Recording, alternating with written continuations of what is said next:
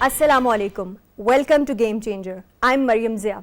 In today's program, we will discuss and explore Pakistan's relations with Gulf countries. Gulf countries, also known as GCC countries, are a group of 6 countries that are located on the Arabian Peninsula in the southwest Asia. These countries include Saudi Arabia, Qatar, UAE, Oman, Kuwait, and Bahrain. In today's program, we will discuss and explore multifaceted relations between Pakistan and Gulf countries. We know that these countries are rich in cultural heritage, as well as the economic influence of these countries is also dynamic. In today's program, we will discuss the remittances that are provided by these countries, as we know that over 4.7 million Pakistanis are residing in these Gulf countries. To discuss this and more, I'm joined in the studios by Mr. Hamayoun Khan, who is international affairs expert and senior analyst. Welcome to the program. Thank you. With him, I'm joined by Mr. Shehryar Khan, who is senior analyst and international affairs expert. Welcome to the program. And we are joined online by Dr. Hasnain Javed, who is an economist and senior analyst. Welcome to the program, sir. So, Mr. Hamayoun, let me start with you. When we talk about Pakistan's relations with Gulf countries, we know that there is a history behind these relations. Pakistan has contributed when we look at the defense cooperation between these countries. So, let's start about how Pakistan's relations, if we talk about the diplomatic relations of Pakistan with these countries, have evolved over the years when we talk about from 50s onwards till now. Thank you, Maryam. Yes, absolutely. In fact, if we want to see the relationship with the GCC countries, we have to see it from 5 or 6 different angles. It's political relationship, it's diplomatic relationship, it's military to military relationship, and then it's people to people relationship. And then economic relations are also relationship, and then there's a cultural affinity, there's a religious affinity. So these are all very binding factors which brings Pakistan closer to these countries. And then in the development of some of these countries in the past, Pakistani workers, Pakistani diaspora has contributed a lot, particularly when it comes to Saudi Arabia and UAE. These are two very, very close brotherly countries with Pakistan. They have helped us in every time when Pakistan was in need, be it an economic catastrophe that we are suffering as of now, be it earthquakes, be it floods. So it was always UAE and Saudi Arabia that have come in the front and supported Pakistan. And I think even now when we're talking about the current economic situation, it's Saudi Arabia and UAE, they're also coming to help Pakistan in our dire need. Apart from that, we also have a very good relationship with Qatar. We also have very good relationship with Bahrain. We have also a very good relationship with Oman as well. So in these relationship, I think there's a lot of potential in order to increase. You just mentioned in the introduction about the remittances. Pakistan gets annually something to the tune of $30+ billion, and majority of them, or more than 50%, comes from these GCC countries, 4.1 million people. I think there is more need because Pakistan is a very populous country. We will be talking about the economic relations and how these relations can be enhanced. But when we talk about Pakistan's relations with Gulf countries, Mr. Shehryar, the military to military cooperation, because Pakistan has contributed to the defense, to the establishment of defense forces of all these countries. When we talk about Bahrain or even Saudi Arabia, how do you see the evolvement of these relations? So Maryam, first of all, thank you for inviting me. As Hamayoun Saab has very comprehensively mentioned, that the relationship between Pakistan and the Gulf countries is very historical. So when we talk about security arrangements and security relationships, Pakistan military has been involved extensively in capacity building programs of both UAE, Saudi Arabia, and whenever there is a security situation, our brotherly Gulf countries, especially Saudi, they look towards Pakistan for support. And as Hamayoun Saab also mentioned, Gulf War is an example, and in recent past as well. And probably a lot of people don't know, but all the holy sites in Saudi Arabia, their security is also provided by the Pakistani security forces.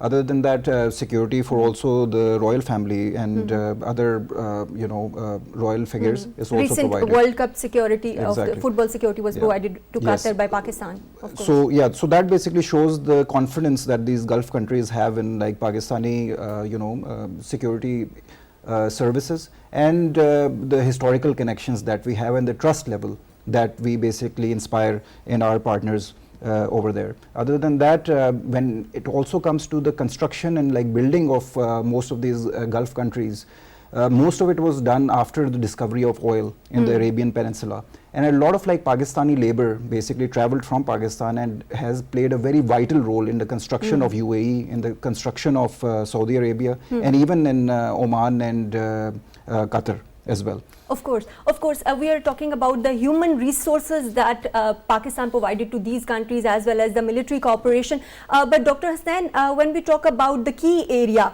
that is economic relations of Pakistan with these Gulf countries, how do you see? Has they progressed so far? What are the key areas of cooperation in which Pakistan is, doing business or trade with these countries at the moment? Well, yes, as Hamayoun mentioned about the soft side of the Gulf countries' relationship in a very best way. So I'll focus on the economic side.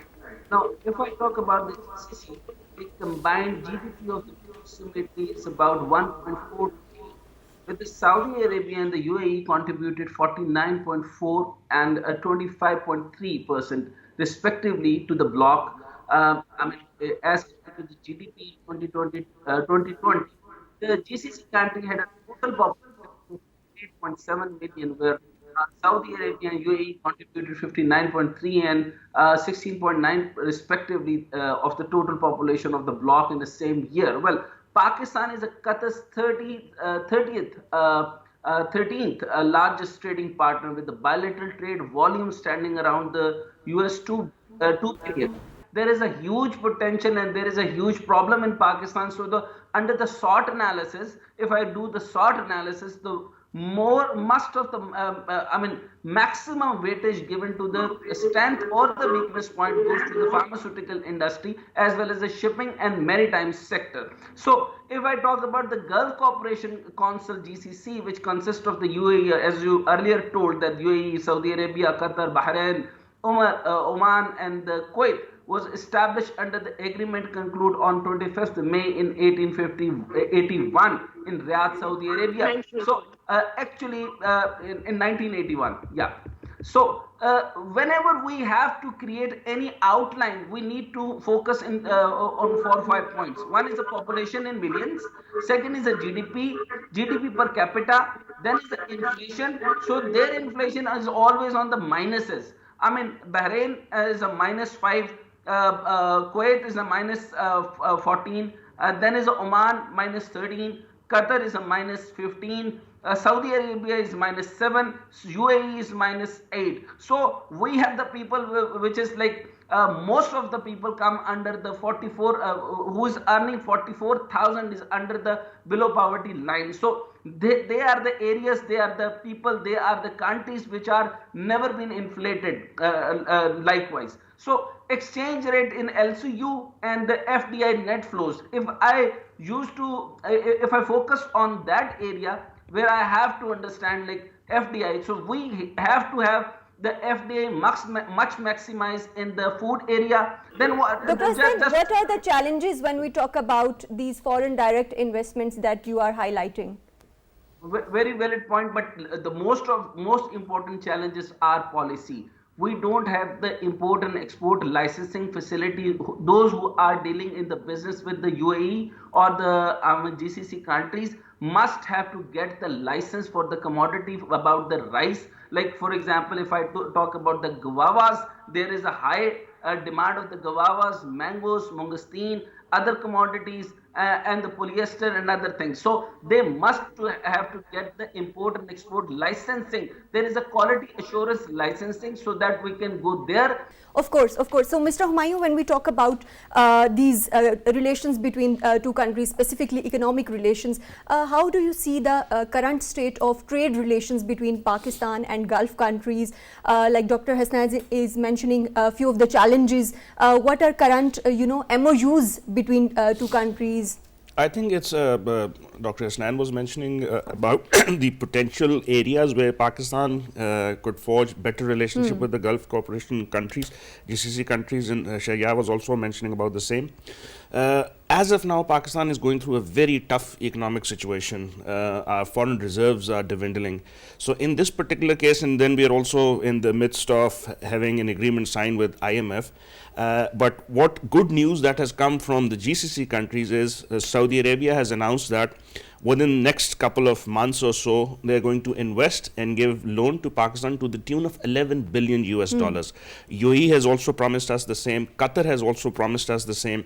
Bahrain has also helped us in the past as well. So I think in this particular aspect, when a country is facing such huge economic crisis, I'm talking about Pakistan, these brotherly countries coming to support, coming in front of Pakistan and supporting us, that really shows the strength of the relationship that has existed. Of course, these investments are going to come to Pakistan, but there are challenges as well that Dr. Hasnain is highlighting. So what steps should be taken to address those challenges to promote trade and investments in between Pakistan and the Gulf countries? I think one thing which Pakistan needs to do or focus more from the Pakistani side, I will talk first.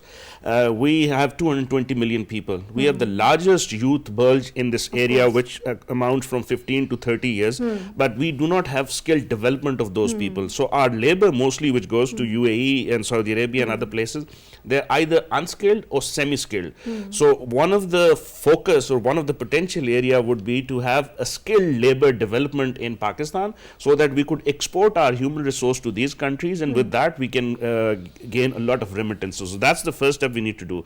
Other than that, Dr. Hasnain was mentioning about there's a language barrier, then there is also testing facilities for export of Pakistan. And that comes back to the point we were talking about, the human resource development. Of course. So, Mr. Shehryar, these are the issues, and human resource is, of course, our key point when we talk about what are the major opportunities for these Gulf countries to invest in Pakistan when we are talking about the huge investment amount that would be coming to Pakistan. What are the areas, what are the opportunities that we can cooperate in? So, Maryam, one of the few areas where Saudi Arabia has shown a lot of interest, it is basically related to the area around Gwadar. So, even recently, Saudi Arabia also showed interest in developing a major oil refinery that will be situated in the Gwadar city. And we also know that Gwadar also faces a lot of issues when it comes to water management and the scarcity of clean drinking water. And because of the Gulf security countries, is also an issue when we talk about security as well. When it comes to clean drinking water, that's a major concern in that area, because most of the water that comes to Gwadar comes is like by sea, and the GCC countries have this capacity and the technology to basically convert that water into clean drinking water. So this is like one area where Saudi Arabia, even UAE, is like showing a lot of interest, and they're supporting Pakistan in that. Other than that, one thing we also like keep talking about every time we talk about the import bill of Pakistan. So Saudi Arabia and the UAE, they provide Pakistan oil which is like subsidized, and they also provide that oil on deferred payment system as well. So Pakistan doesn't outrightly have to like pay for that, and then they basically fulfill those payments after selling the oil. So that's a major facility that is like offered. Other than that, when it comes to airline services, the Gulf countries have a very long-standing relationship with Pakistan, and they're like providing over 5 airlines that are like taking Pakistanis from Pakistan to the Gulf countries. So these air linkages are also very important. Of course, these linkages are very important, but Dr. Hasnain, when we talk about Pakistan's relations with Gulf countries, we know that these Gulf countries are rich in energy reserves. So Pakistan is in need of energy. How to further enhance this area of cooperation to meet Pakistan's energy needs via these Gulf countries? Yeah, thank you very much. Before answering this question, I just wanted to, point out a few more challenges about the Gulf, because this is the program where we can give the clue to the business community, where we can give the clue to the authorities, so that we can make the timeline or the balance between the import and export could be more better. So before talking about the energy sector, I just wanted to create more challenging points. So most Pakistani exporters of the agriculture product are not grower themselves by restricting their ability to influence their supply chain both backward as well as forward. Then is the government of Pakistan has not incentivized the development of the Right, facility. Your audio is breaking. Dr. Hasnain, I'll be coming back to you. Mr. Hasnain, Dr. Hasnain will be coming back to you. Mr. Hamayoun, when we talk about these energy relations between two countries, what are your views on this? Because of course Pakistan is in need of energy. I think it's very important. One of our largest amount of payment that government of Pakistan has to give to outside countries, where we buy oil and gas, and that puts us in a very stressful condition when it comes to our economy. Saudi Arabia is the largest oil producing country in the world. UAE is also one of them. They're also part of this oil mechanism where they decide about the pricing mechanism as well. Saudi Arabia has already, as Shehryar was mentioning, has given us a $2 billion oil deficit facility. So $2 billion.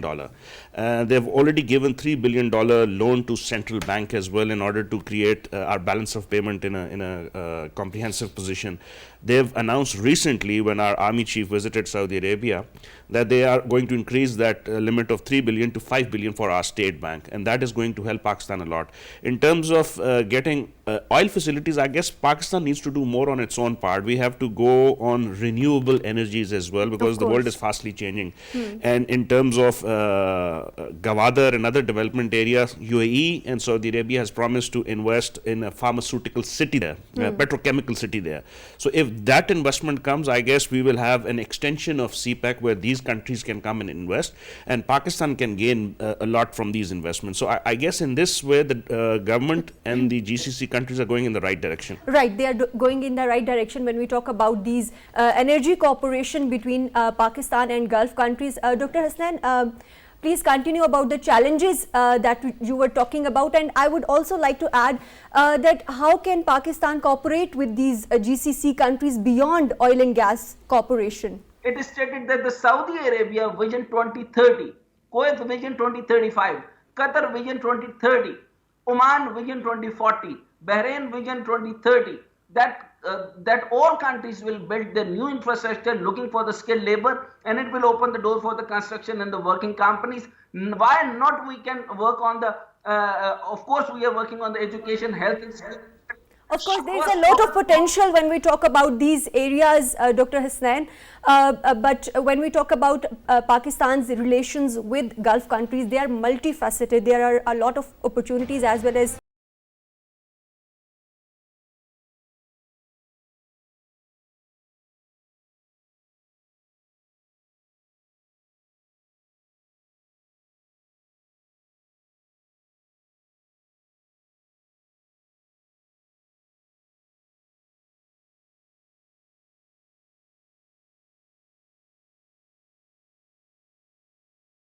we are talking about Pakistan's relations with Gulf countries, and majorly we are discussing the energy cooperation, what is the potential and prospects. When we talk about, Mr. Shehryar, Pakistan's relations with these Gulf countries, what impact the regional tensions play in this energy cooperation between Pakistan and GCC countries?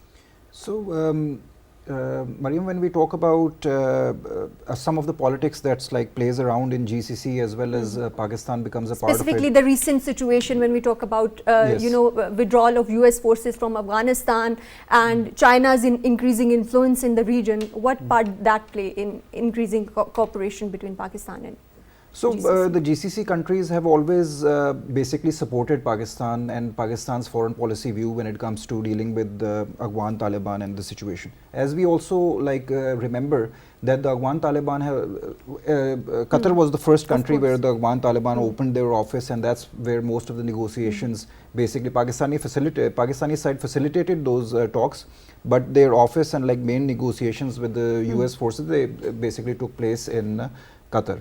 Other than that, the Saudi and like UAE have like major security concerns also emanating from Afghanistan. They're like some terrorist entities that operate from the Afghanistan soil, and that's also of like particular concern to Saudi and UAE as well. So Pakistan plays a key role, and the foreign policy objectives that Pakistan has in regards to Afghanistan, I always observe UAE and most of the GCC countries taking Pakistan's view and like considering that like more open. Mr. Hamayoun, what's your view on this, that the broader geopolitical situation, how this has impacted and evolved Pakistan's relations with GCC countries? I think the changing geoeconomics and geopolitical situation, Pakistan is very much aligned in a way that we are on a better trajectory towards GCC countries. Shehryar was mentioning about the US withdrawal in Afghanistan. All the major countries of GCC, they've supported Pakistani's point of view, Pakistan's effort in terms of bringing peace in Afghanistan, and has a negotiated settlement of the US withdrawal. Other than that, OIC, which is the leading Islamic organization in GCC countries, are there. Their last session, when it happened, two Afghanistan-related events were supported by OIC. Then in the joint communique, they have mentioned about Pakistan's stance on Kashmir as well. They've supported Pakistani stance. And then Pakistan also, and then when it comes to China, most of the GCC countries are part of Belt and Road Initiative. And since Pakistan has a very strong strategic relationship with China, so Pakistan has also in the past, as a bridge, has been providing a bridge towards Islamic countries' development of relationship with the Chinese as well. So in that regard, I think it's a win-win situation for Pakistan, that despite there is geopolitical tension around Pakistan, Pakistan's foreign policy has been in a very effective way developed its relationship with the GCC countries, and they're on a continuously higher trajectory. Of course. Dr. Hasnain, how do you see that these Gulf countries view strategic importance of CPAC as well as special economic zones in Pakistan, and the interest of Gulf countries for investment opportunities in these special economic zones? Yes, so regarding the CPAC, most focusedly, if we see the success of Dubai Expo in 2022, the Pakistani government should have export in all major cities of GCC, so that it can both market resource and also attract investment into Pakistan. So as far as the Gulf country to CPAC, so in regard to Islamabad can focus specify investment in special economic zones. So we are here and we have to connect with the SEZs and special economic zones offered to the GCC countries. So if they come under the CPAC, for the instance, they can be dedicated SEZs to food and agriculture, which in terms of food security is very attractive for the Gulf states. And then there is a little error in that part, that there has been economic focus on the major country within GCCs like Saudi Arabia, UAE, Qatar. It should be focusing on all 6 members of GCC, each of which has special niche.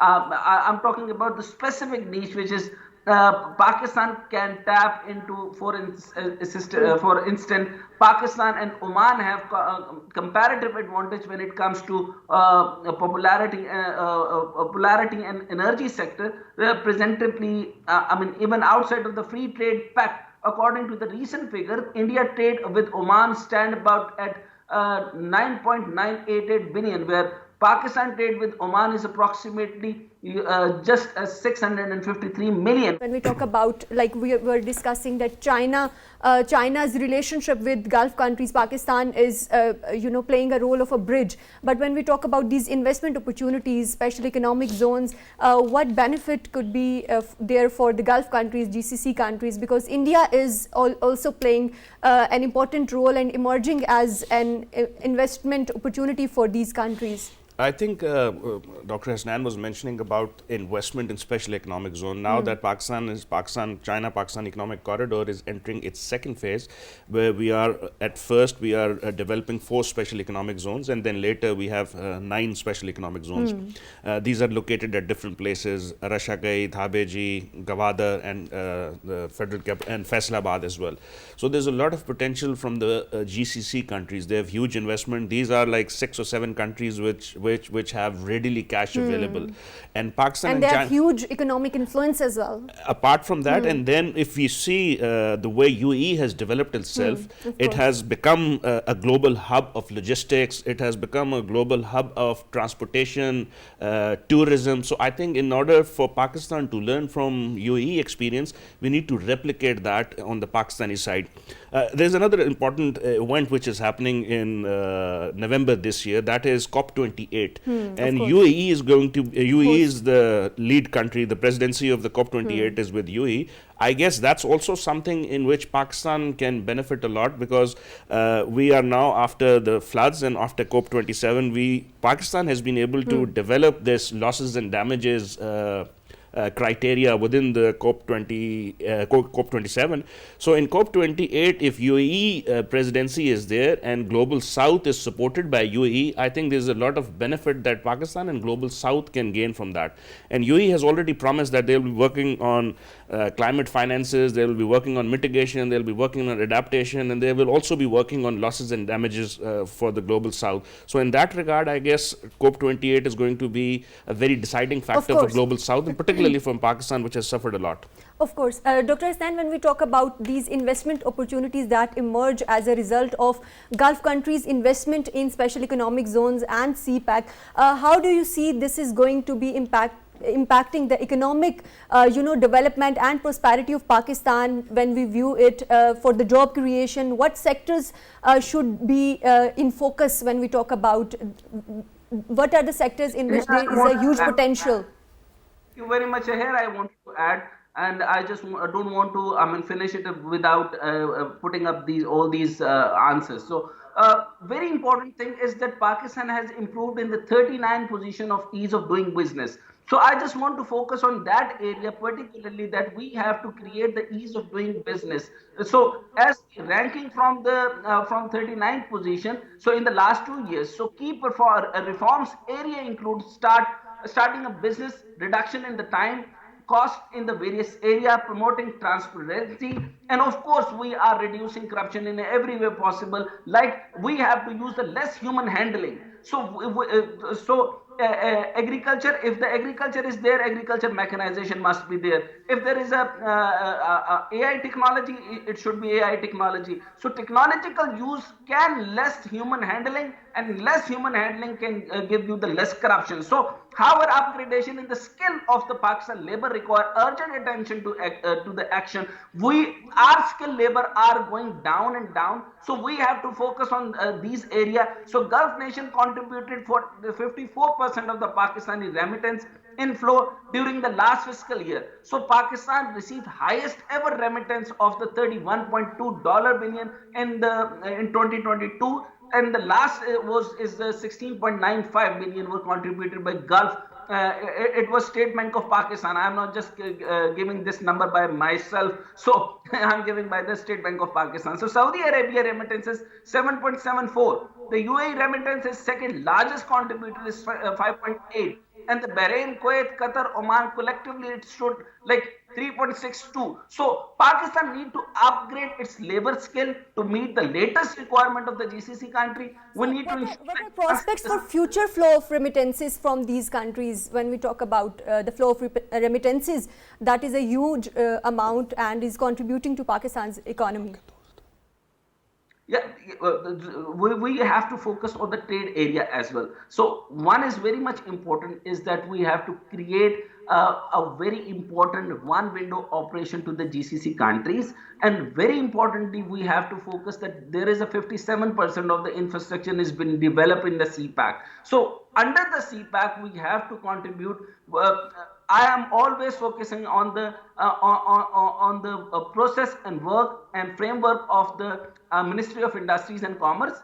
Then I am focusing on the Board of Investment. They must have to sit with the CPAC, and then they have to develop the commercial consulars. Then they have to focus on the all areas, as Mr. Hamayoun Shehryar is completely focused, whether it is military, whether it is exchange programs, whether education exchange program, whether it is transformational exchange program, whether it is missile transformation programs, whether it is the capacity development programs. The GCC countries are always welcome. So we have a great wealth of there in the Gulf, but of course we have to revisit all the revisit the trade barriers and revisit the process in the Saudi Arabia. They have evacuated 4 lakh plus people from Saudi Arabia. Of course, Dr. Hasnain. So, Mr. Shehryar, when we talk about the remittances flow, that is contributing to Pakistan's economy as well. But there are challenges as well when we talk about how to address these challenges, such as the high fee, high cost of flow of these remittances to Pakistan. How to address these challenges? So, the State Bank of Pakistan is already developing policy in which they want to basically bring investments in a very ease manner to Pakistan. It's not just about remittances coming from the Middle East as well, it's also about a lot of our tech industry and a lot of our digital industry that's like really growing. And a lot of those people also complain that bringing capital to Pakistan is like very difficult. So there are like a lot of checks Changes in and migration balances. policies are Yes, also needed. So this is in the backdrop of FATF, in which Pakistan was placed in the grey list, and now since Pakistan has gotten out, Pakistan can now ease some of the controls that they had in terms of like getting investments to Pakistan. Unfortunately, a lot of like these investments are now being redirected to UAE, and as soon as Pakistan basically develops a mechanism in which transparently these funds and these remittances can be transferred to Pakistan, that will be very good. Other than that, there's like one area that we have neglected when we were talking about opportunities. That's basically agri-tech. Of course. So UAE is like recently been innovating, because a lot of like these GCC countries, they basically import 90% of their food They are requirements. in need of agriculture, of So course. UAE has developed and innovated this drip technology system in which they can even like grow, they're converting their deserts into fields. So that's like one area where they can support Pakistan and invest in the agri-tech industry in Pakistan, because Pakistan has one of the lowest per acre yields So in the world. what steps are required when we talk about these agri-tech?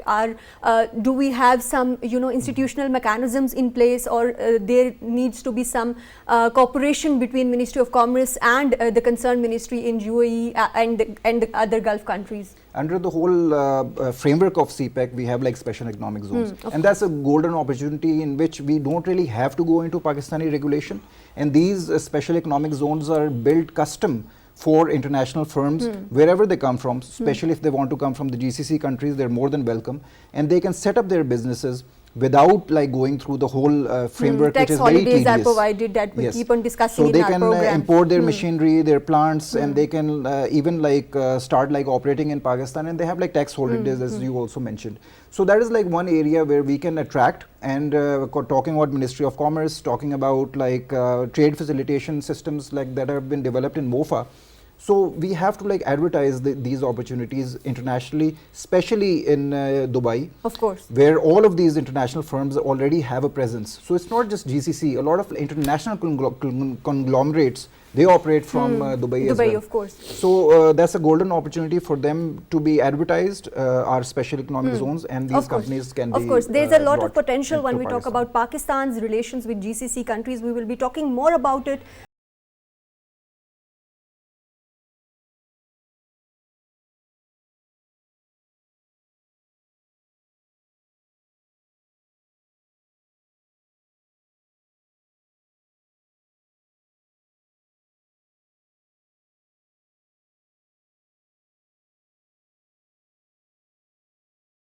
Pakistan's relations with Gulf countries and how to enhance this cooperation further. When we talk about Pakistan's relations with GCC countries, of course, there is a lot of potential for developing economic relations. But another area that is very important is the rich cultural history and heritage of these GCC countries. When we talk about Pakistan, there is commonality of religion, religion, as well as there is shared history as well. So what steps are being taken to further promote cultural exchanges between Pakistan and Gulf countries, and of course also the educational programs that needs to be implemented? I guess, yes, you're absolutely right. There's a lot of commonalities which existed between Pakistan and GCC countries, and that's basically the strength of our relationship. And based on this strength, we can further enhance. We can have infotainment. We could have entertainment industry in Pakistan is now growing very effectively and very fast. IT sector in Pakistan is also going in a very effective way, increasing its strength. And these are certain areas where if we tap into Saudi Arabia's Vision 2030, if we tap into UAE Vision 2040, there's a lot of potential. You have 230 million people, you have a huge labor market. And when these visions are being implemented, they need a lot of investment, they need a lot of manpower.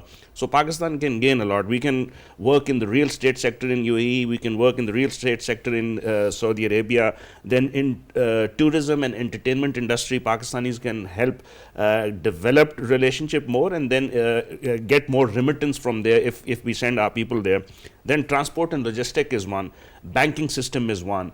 Then the airline industry, we have seen that UAE has developed UAE and Qatar, they have one of the best airlines. So Pakistan can also gain from the experience and bring those airline business, hospitality industry.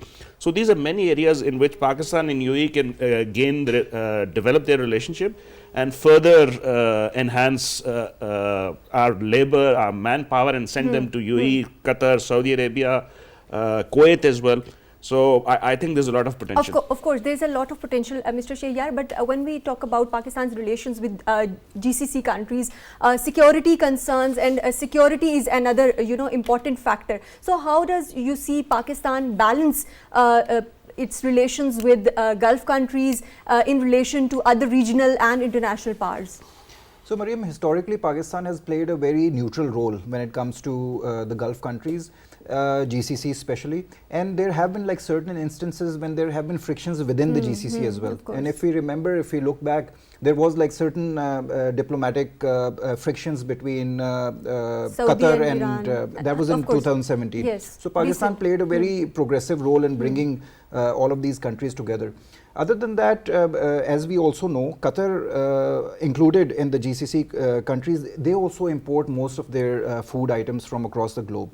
When it comes to dairy, when it comes to rice, fruits, meat production. So that's like one area where a lot of other countries basically took that opportunity, especially Turkey, and they started like providing Qatar with all those opportunities. So that's like one area where Pakistan also needs to develop these linkages in which these opportunities can be realized. One other area that I have been observing very lately, especially when it comes to Saudi Arabia and Dubai. So Hamayoun Saab was mentioning the infotainment industry. So another point that emerges from there is that UAE and Saudi now, they have like now developed international standard production houses, and a lot of like Hollywood productions are being now developed in UAE, and we've seen like many movies in which UAE is taking a lead role. So that's like one area where Pakistan can cooperate and build linkages with UAE, in which a soft image of Pakistan can be projected across the globe. As we know, there's like certain misgiving when it comes to Pakistan's image in Western audiences. So when we have like these strong historical linkages, and we already have a lot of common grounds as compared to the other regional parts. So a soft image of Pakistan can be projected, and human stories can emerge from this area as well. Other than that, sports we have is another important factor when we talk about. Whenever Pakistan was like going through the wave of terrorism, Pakistan shifted their sports facilities to Dubai and Sharjah, and that was our home ground for a long time. So those linkages can also be further developed to basically take these relationships forward. Right. Dr. Hasnain, how do you see, what are the areas of future prospects and areas of cooperation in which Pakistan can further collaborate with these Gulf countries? I'm not too good in the cultural side or the soft side, but yes, I'm just second Mr. Hamayoun, Mr. Shehryar. They have given a very important point, the cultural exchange through the infotainment. And yes, we can create so many movies and seasons on the Islamic history. Like for example, we can extract from the Tabqat ibn Sa'd al-Qushayriya and so other things which is most prominent personalities of the Islamic or the cultural things, so we can focus on it. Well, talking about the areas, we have the high area of the cyber technology, then the emerging technology of agriculture mechanization. Third is the UAE itself, they have created a long things on their desert area. They have created the green venture over there. They are producing their own wheat, and this is one of the finest thing ever. They are, as Pakistan is having the problem of the food insecurity. So the whole they are totally dependent on the other commodities like 80%, 90%, 80%, 90% of the wheat, and so especially rice and the wheat is very important to them. So next important thing is about the planning division. So I just always appreciate Minister SN Iqbal, so that he have given the vision of like 2025 at that time in the last tenure. But he have to rethink and refocus on the vision that as Saudi Arabia is working on the vision 2030, then he is working on the Kuwait is working on the vision 2035. Qatar is 2030, so vision 2040. So we have to work, focus on the specified area. The most important problematic area is the government of the Pakistan should strengthen the dispute resolution mechanism in Pakistan by making the Trade Dispute Resolution Organization, which we call it TDRO. TDRO, active by getting the act approved by the cabinet. TDRO is a coordination with the counterpart in JCC, should make sure that the trade damage are covered by exporters on the either side in case the quality and specialization are not met. And then is the government of Pakistan should support investors from GCC by giving them access to the special economic zone, and in Pakistan where only investors from JCC should be allowed to work. And then the Pakistan also need to safeguard its local industry and ensure avoiding indirect imports of China and India products via Dubai under an FTA. Are you getting my point? So FTA, so Dubai under an FTA. Then is the Pakistan government must facilitate exporters in terms of promote an efficient custom clearance. That is much important part in efficient custom clearance. Subsidized freight charges, and for the non-traditional product, there are lot number. You must know it. So then is the Pakistan government should also incentivize the last point. Incentivize the development of the testing center in Pakistan where a compliance test can be performed in a cost-effective manner to match international standards. I'm specifically talking about the commodity and the 100. We have to specify 570 products under the commodity because the food insecurity is the major problem for everyone. And GCC country needs our food products and dairy products. So why not we? So we have to make under the planning division, we have to rethink the JCC in a very comparative way. And then as we yesterday we talked about the Look Africa, and then we have to trade about the CPAC. So we have to specify all these areas into the acres and transform the complete framework and the RTOs. So under the RTOs, the TDRO, when we talk about Pakistan's relations with GCC countries, Dr. Hasnain. So, Mr. Hamayoun, when we talk about these opportunities, of course, that Dr. Hasnain has rightly pointed out, but what are the challenges and what is the way forward? I guess challenges, some of the challenges Dr. Hasnain mentioned, but the real focus should be how to achieve those. Of course. And how to go from this point onwards. The world is going through a very rapid changes. There's an artificial intelligence coming, there's an automation of a lot of things is happening, and we also need to focus on energy security. We need to focus on health security. We have just seen that 3 years of life has been wasted because of COVID. So I think, and then climate change. So there are certain areas which are of utmost importance, and I think collaboration in health sector, collaboration in tourism sector, collaboration in information sharing sector. So tourism is another important sector. You know, Pakistan's northern areas should be promoted. And we need to learn from the UAE experience that, you know, they have turned the desert into almost heaven for the tourism. Of course. So if we could learn from their hospitality industry, we could learn from their banking system, ease of doing business, what they have done. Pakistan can also replicate that, and we can move forward from here. Of course. So what are your views on that, how to move forward to engage with these GCC countries further and build up on the commonalities that we already have? So GCC countries, mainly Qatar, UAE, even Saudi, they specialize in the tourism industry as well. So when it comes to CPEC related projects and special economic zones, one of the area where Qatar has specially shown a lot of interest was in the tourism industry. So they were like, they've shown time and time again a lot of interest in developing resorts in the northern areas of Pakistan. Other than that, even in Gwadar, they've like shown a lot of like interest. There is also a discussion going on outsourcing most of our airports to international firms that have the capacity and the expertise on managing large airports. And even when it comes to that, Dubai and Qatar, they have shown a lot of interest in taking over those airports and outsource. Pakistan as a civil aviation authority is like looking to outsource. So these are like one of the areas that really have a lot of potential. Other than that, as Hamayoun Sahib mentioned, climate change will be the key factor where all of these countries will be cooperating in the future, and artificial intelligence, AI, and cyber security, and that's like the future. There's a lot of potential. Thank you very much, Mr. Shehryar Khan, for joining in today's program. Thank you very much, Mr. Hamayoun Khan, for joining in today's program. Thank you very much, Dr. Hasnain, Javed, for joining in today's program. In today's program, we discussed Pakistan's relations with GCC countries.